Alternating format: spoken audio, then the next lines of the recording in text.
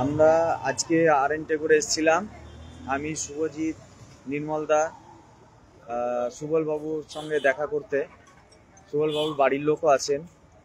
সুবলবাবু খুবই অসুস্থ, মানে এতটাই অসুস্থ, ডাক্তার ট্রিটমেন্ট করার পরেও উনি মানে ট্রিটমেন্টে কোনো রেসপন্স করতে পারছেন না। তো আমরাও এই রকম একটা দৃশ্য দেখে সত্যি প্রচণ্ড মানে কষ্টে ভুগছি। আমরা ওই ব্যাপারটা দেখে আমাদের তরফ থেকে আমরা যতটা সম্ভব তার পাশে তো থাকছি। আর আমাদের যে সমস্ত পরিচিত ডাক্তারবাবুরা আছেন তাদেরকে ধরেও আমরা চেষ্টা করছি আরএনটেগরের ডাক্তারদের সাথে কথা বলে আরও যাতে ট্রিটমেন্টটা আরও অতি সক্রিয়ভাবে দেখা যায় সেটা। এদিকে আমাদের যিনি কৃষ্ণ স্যার, ওনার বাড়ির সঙ্গেও কথা হয়েছে, ওনাকেও অন্য হসপিটালে রেফার করছেন। সব মিলিয়ে সত্যি প্রচণ্ড খারাপ এবং ভয়ঙ্কর একটা অসুস্থ সময়ের মধ্যে দিয়ে আমরা যাচ্ছি। মানে সুপ্রিম কোর্ট আজকে কুকুরদের নিয়ে যে মানে কুকুরদের জীবনযাত্রা নিয়ে মানুষও ভাবছে, কোর্টও ভাবছে, নিশ্চয়ই তাদের বাঁচার অধিকার আছে কুকুরেরও। কিন্তু সত্যি কথা বলতে গেলে মানুষেরও যে একটা বাঁচার অধিকার আছে এবং নিরপরাধীদের যে এই নির্মমভাবে শাস্তি দেওয়ার যে সত্যি সত্যি একটা অবাঞ্ছিত এবং ভয়ঙ্কর নোংরা রাজনীতির অংশ, সেটা আমরা দেখতে পাচ্ছি। এটা দেখার পর সত্যি ঠিক থাকা যাচ্ছে না। মানে সুবলবাবুর বাড়ি পরিবার সবাই যেভাবে ভেঙে পড়ছেন, এবং সত্যি কথা ডাক্তাররা যেটা বলেছেন যে মানে উনি এখনো পর্যন্ত ট্রিটমেন্টে কোনো সাড়া দিচ্ছেন না, রেসপন্স করছেন না। ওনার মেডিকেল রিপোর্টগুলোও দেখলাম, খুবই খারাপ অবস্থার মধ্যে দিয়ে আছেন। আমরা তো আছি যেভাবেই হোক, আপনারাও সকলে থাকবেন পাশে। আমাদের এখন আমরা নিজেরাই বোধহয় গোটা ভারতবর্ষের মধ্যে একটা আলাদা পরিবার। তার মানে আমাদের সমস্যাও কেউ বুঝতে পারবে না, আর আমাদের বিষয়ে উপলব্ধি করার মতো কারো ক্ষমতা নেই। সবাই আমাদের বাইরে গিয়ে ব্যাপারগুলোকে ভাবার জানার চেষ্টা করছে, এরকম একটা পর্যায়ে আছি।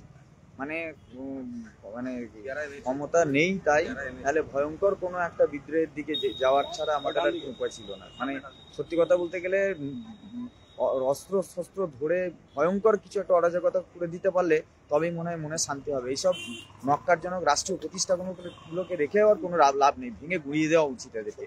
মানে এরকম পরিস্থিতিগুলো দেখে যা মনে হচ্ছে। তো আমরা এখন যাচ্ছি যে মানে আমাদের পরিচিত কিছু ডাক্তারদের সঙ্গে এই ব্যাপারে কথা বলতে, সুবলবাবুর ব্যাপারে, যাতে ওদের সাথে কন্ট্যাক্ট করে এই ব্যাপারগুলো কিছুটা আরও একটু অতি সক্রিয়ভাবে যদি এই ট্রিটমেন্টটাকে দেখা যায় সেটা। হ্যাঁ, প্রদীপ কিছু বললে বল। সো আজকে সিরিয়াসলি মনটা খুবই খারাপ লাগছে, কারণ মানে এতটাও খারাপ পরিস্থিতি হবে সেটা ভেবে আসিনি। আজকে এসেছিলাম একটু ভালো সংবাদ পাবো বলেই, মানে ভালো সংবাদ নেব বলেই এসেছিলাম, কিন্তু এখানে এসে ওনার পরিবারের সঙ্গে কথা বলে আমরা নিজেরাও খুব হতাশ যে আজকে ওনার মধ্যে যে কি চলছে সেটা তো আমরা এখন ফিল করতে পারবো না। অবভিয়াসলি তিনি মানে শয্যাশায়ী হয়ে আছেন, এবং তার এই যে সাড়া না দেওয়া, চিকিৎসায় সাড়া না দেওয়া, এই কথাটা যে কতটা ভয়ঙ্কর সেটা হয়তো আমরা সবাই বুঝতে পারছি। এবং ওনার প্রেশারটাও ফল করছে। মানে লাস্ট যেটা আমাদেরকে বলা হলো সেটা হচ্ছে ডাক্তারের তরফ থেকে যেটা সংবাদ এসছে যে ওনার প্রেশারটা ফল করছে এবং উনি কোনো চিকিৎসায় সাড়া দিচ্ছেন না, কোনো রকম জায়গাতে উনি সাড়া দিচ্ছেন না। তো চোখের সামনে এভাবে করে আমাদের মানে কি বলবো, যে আন্দোলনের সাথী আমাদের সতীর্থকে এভাবে করে একটু একটু করে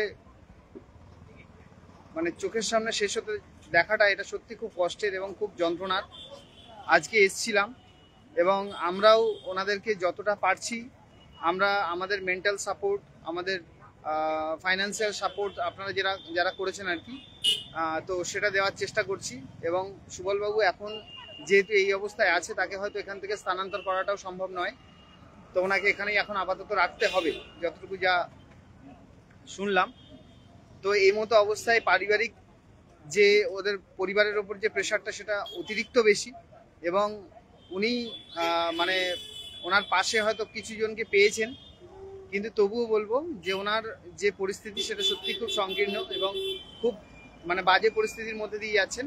আপনারা যে যেমনভাবে পারবেন ওনাকে সাহায্য করবেন।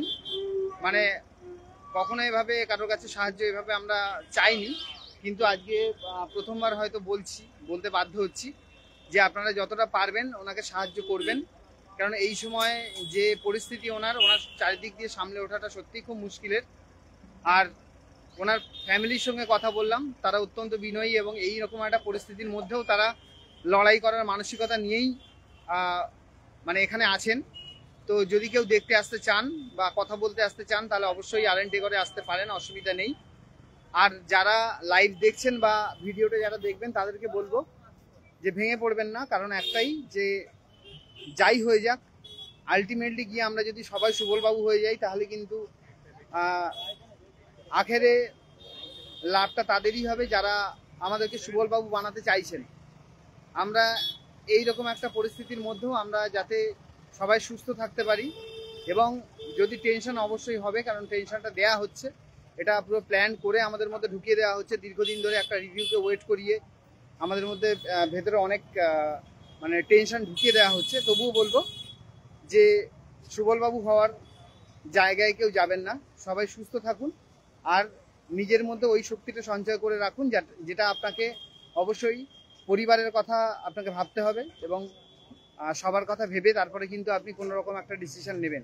মানে চিন্তা ভাবনা অতিরিক্ত করবেন না, সবাই সুস্থ থাকুন, এটাই বলবো। আবার যদি কোনো রকম কোনো সংবাদ আমরা পাই অবশ্যই আপনাদেরকে জানাবো।